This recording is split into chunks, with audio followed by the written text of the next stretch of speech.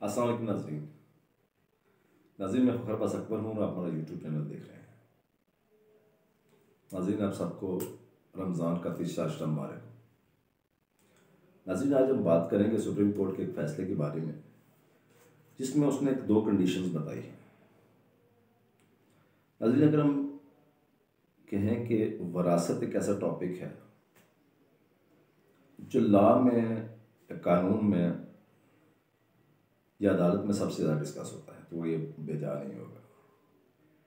यानी बहुत से केसेस नहीं, और आधे नहीं, और आधे से ज़्यादा नहीं तो कम से कम 35 से 40% जो केसेस अदालतों में चल रहे हैं वो वरासत के बारे में होते हैं। और बेसिकली वरासत की जो तकसीम होती है, वरासत की जो आगे इनहेरिटेंस होता है, जो इसकी लोग आगे वारिस बनते हैं, मतलब ये थोड़ा सा टेक्निकल मैटर होता है।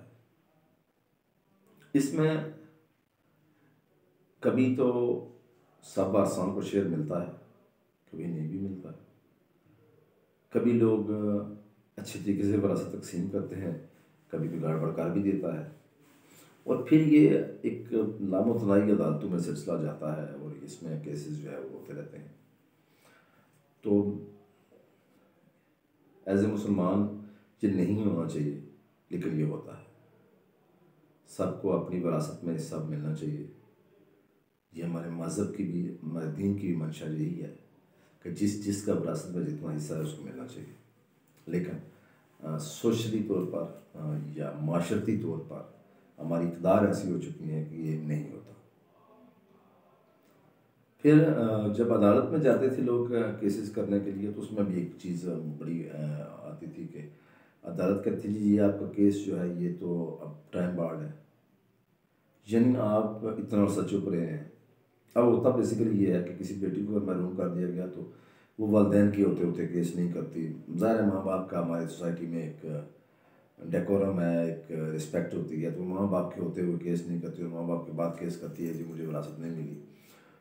तो ये चीज़ जो है एक था जी कि आप तो बहुत देर बाद में आए हैं तो आपको तो विरासत नहीं मिल सकती। तो इस सारी चीज़ को सुप्रीम कोर्ट ने अपने फैसले में जो है वो एड्रेस किया है कि ऐसी सिचुएशन में क्या कानूनी पोजीशन क्या होगी। यानी मैं पहले ये बता दूं आपको कि पहले अगर कोई लेट जाता था वरासत के मामले में भी अदालत, तो उसको उसका केस खारिज हो जाता था, उसको नहीं मिलता था। सुप्रीम कोर्ट ने अपने फैसले में दो कैटेगरीज बना दी है। उसने कहा है वरासत की दो कैटेगरीज है। नंबर एक वो ये है कि वरासत किसी की हुई है और उसको नहीं मिली, लेकिन वो आगे मुंतकिल हो गई है। तो एक कैटेगरी ये है। अब मैं बताता हूँ वो कैसे। मसलन वरासत हुई बहन भाइयों की, और बहन के नाम जब वरासत हुई तो उसने जो है वो आगे मुंतकिल कर दी भाई को।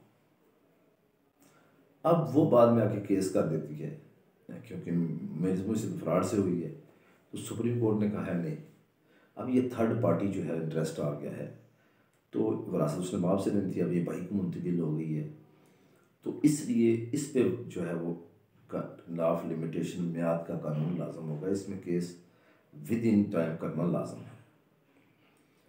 दूसरा ये था कि अगर नहीं, और इसमें एक और भी उसने उन्होंने बात की, उन्होंने कहा है कि ये केस औरत अपनी ज़िंदगी में लाइफ टाइम में कर सकती है, उसके मरने के बाद उसको बच्चे नहीं कर सकते।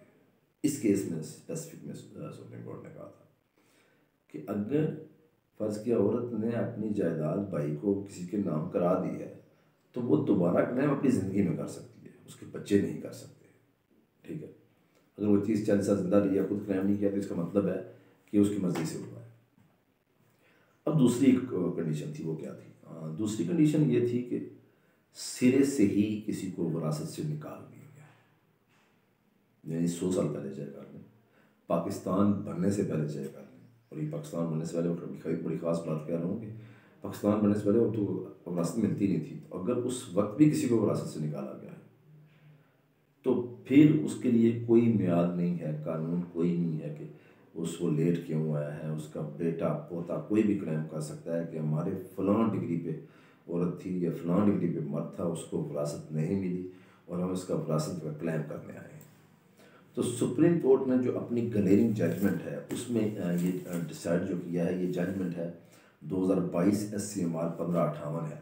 तो इसमें सुप्रीम कोर्ट ने ये होल्ड किया है कि अगर वो औरत खुद किसी के नाम यानी किसी तीसरी पार्टी के नाम एक वजह जायदाद हो जाए तो उस पर लिमिटेशन होगी, लेकिन सिरे से अगर किसी को विरासत मिली ही नहीं है तो वो 100 साल के बाद उसकी नस्ल भी अगर क्लेम करेगी तो उसको मिलेगी, उस पर लॉ ऑफ लिमिटेशन अप्लाई नहीं होगा।